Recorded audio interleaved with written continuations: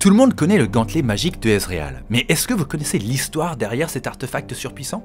Ezreal est le fils de deux archéologues de Piltover qui avaient l'ambitieux objectif de trouver le tombeau perdu de Nezuk. Pour info, Nezuk c'était un mage transfiguré qui a créé l'immense forteresse volante utilisée dans la guerre contre le néant. Cette forteresse était faite de pierres vivantes, faisait la taille d'une ville et pouvait tirer des lasers, mais elle a été détruite et c'est un fragment de ce monolithe qui est plus tard devenu Malphite.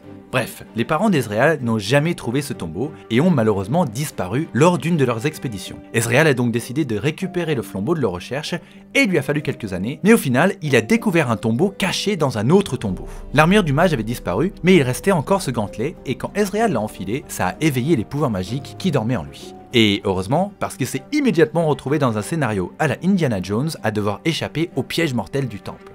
Le gantelet lui permet de lancer des projectiles d'énergie et se téléporter sur de courtes distances. Mais c'est pas ça le plus intéressant. Là où Ezreal a le gantelet à sa main gauche, Kassadin a l'autre gant à sa main droite. C'est aussi ça qui permet à Kassadin de produire sa lame éthérée et se téléporter.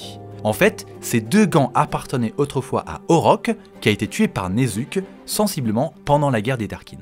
Et voilà l'histoire du gantelet d'Ezreal.